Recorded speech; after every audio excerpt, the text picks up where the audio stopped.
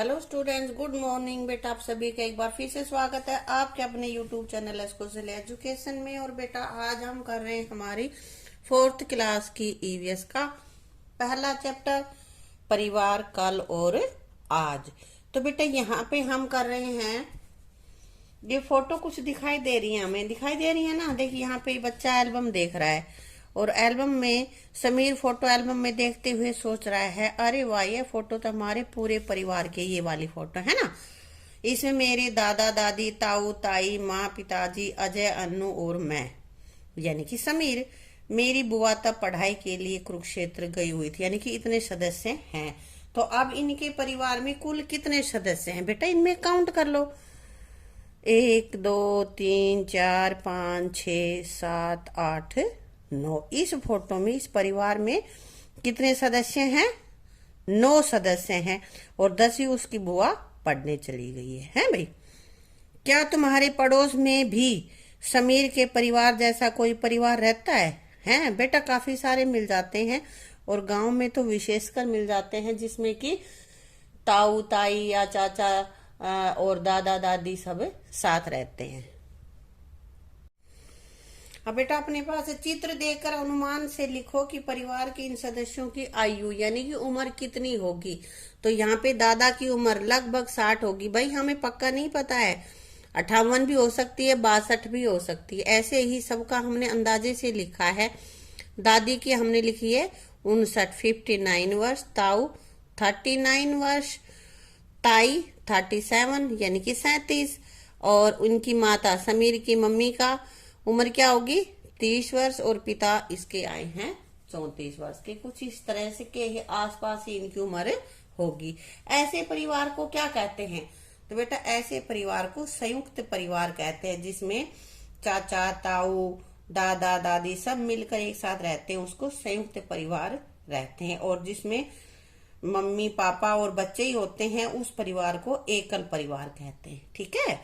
अब चाचा की शादी, ये फोटो देखो, इसके चाचा की शादी के समय की है, तो है ना। अब यहाँ पे ये पूछ रहा है, इससे फोटो को देखकर फिर अपने मन में सोच रहा है शादी में बड़ा मजा आया था।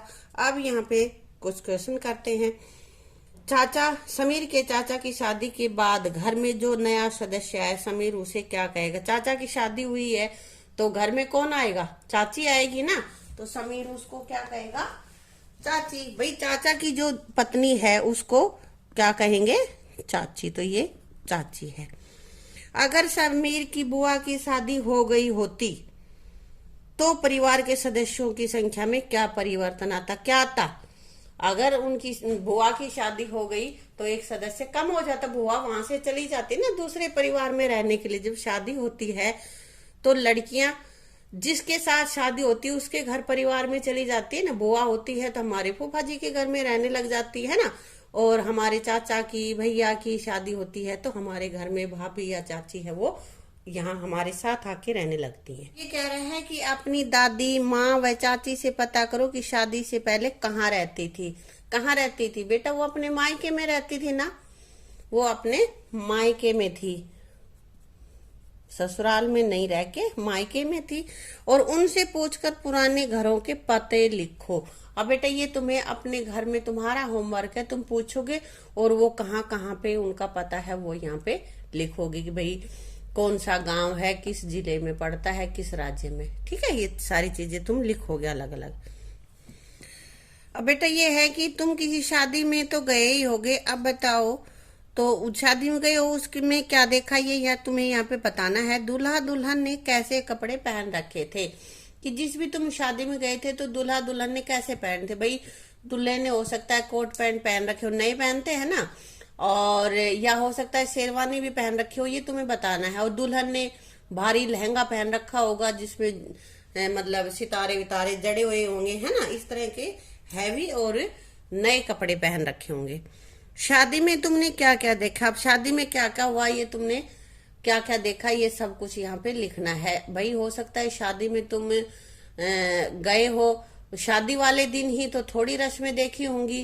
भाई खाना देखा होगा, बारात देखी होगी, दुल्हन के फेरे, वरमाला, ये चीजें होती है, जयमाला वगैरह।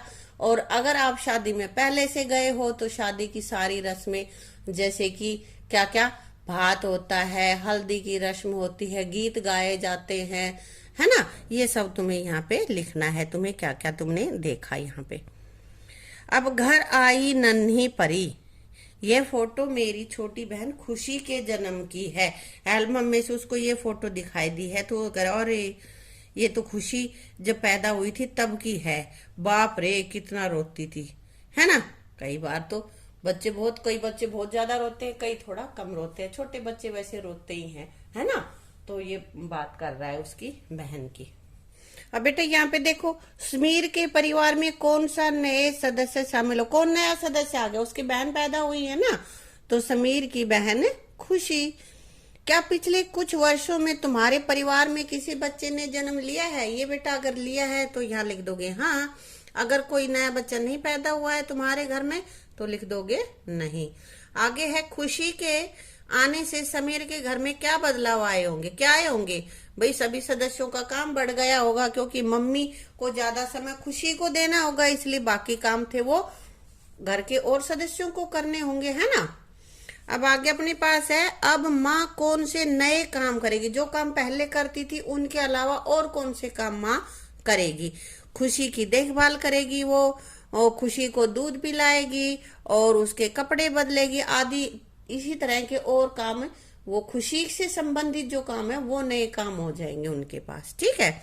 आगे है, हमारा नया घर, यह फोटो हमारे नए घर की है। पिताजी का तबादला गांव के स्कूल से शहर के स्कूल में हो गया है।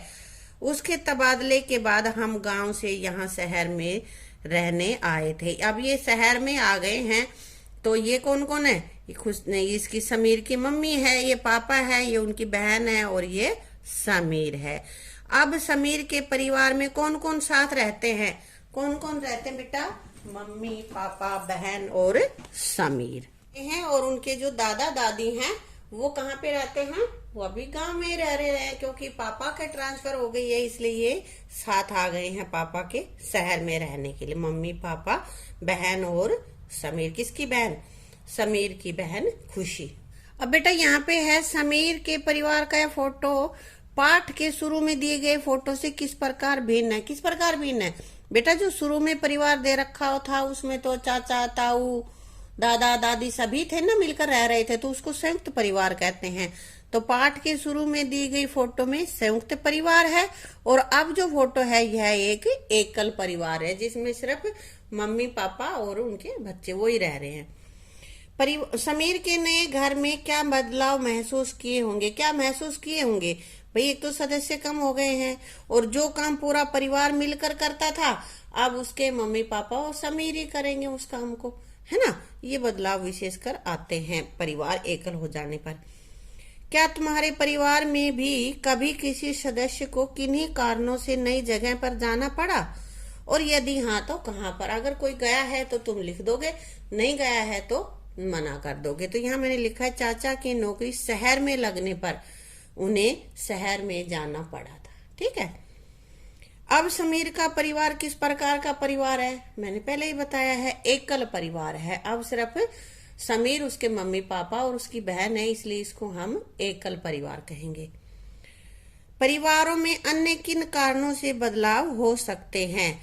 या तो कोई काम की तलाश में बाहर चला जाए, जैसे कि तुम में से भी काफी के मम्मी पापा आए हुए हैं ना, या लड़ाई झगड़े हो जाए आपस में तो फिर अलग अलग रहने लग जाते हैं, या फिर नौकरी वगैरह लग जाती है तो नौकरी किसी दूसरे शहर में, दूसरे गांव में हो गई तो वहां जाके परिवार रहना शुरू कर देता है। समीर के पिताजी स्कूल में अध्यापक हैं। तुम्हारे पिताजी या माताजी क्या काम करते? बेटा तुम्हें खुद लिखना है, तुम्हारे मम्मी पापा क्या काम करते हैं। किसी का भाई डॉक्टर होगा, किसी का जमींदार होगा, जो भी है वो तुम्हें यहाँ पे लिखना है। पता करो और लिखो। अपने माता पिता या दादा दादी से पता करो कि जब वो तुम्हारी उम्र के थे तब उनका परिवार किस प्रकार का था। तो बेटा उस समय लगभग सभी का परिवार संयुक्त परिवार होता था। ये तुम्हें पूछ के अपने दादा दादी से कि उनके परिवार में कौन कौन सदस्य थे उस समय जब वो छोटे थे तब।